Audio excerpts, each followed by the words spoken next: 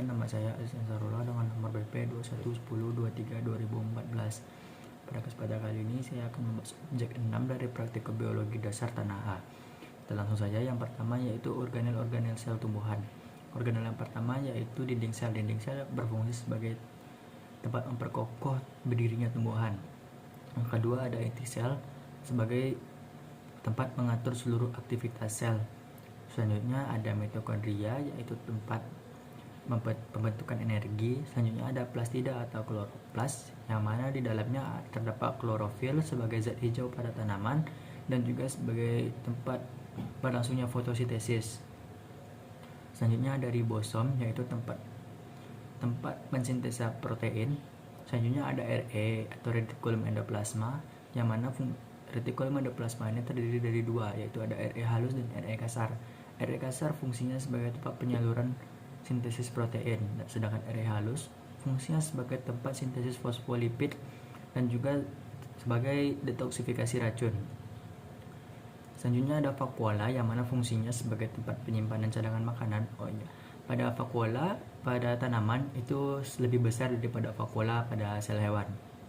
Selanjutnya ada badan Golgi sebagai tempat pembentukan vesikel. Selanjutnya yaitu fotosintesis. Fotosintesis merupakan proses perubahan molekul air dan gas karbon dioksida menjadi senyawa kimia. Secara umum proses fotosintesis yaitu terjadi reaksi CH2 ditambah cahaya ditambah CO2 menjadi CH2O ditambah O2.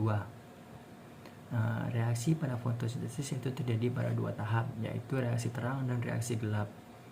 Reaksi terang yaitu reaksi yang melibatkan cahaya matahari sebagai energi yang diserap oleh klorofil atau kloroplas, yang mana fungsinya memecahkan molekul air, dan proses pemecahan molekul air ini disebut dengan proses hidrolisis. Yang kedua ada reaksi gelap atau siklus Kelvin. Secara umum, siklus Kelvin terjadi terhadap 3 tahap. Yang pertama ada fiksasi, reduksi, dan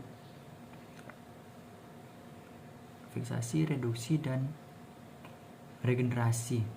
Proses fiksasi yaitu gas CO2 diikat oleh enzim yang akan menghasilkan PGA atau fosfogliserat.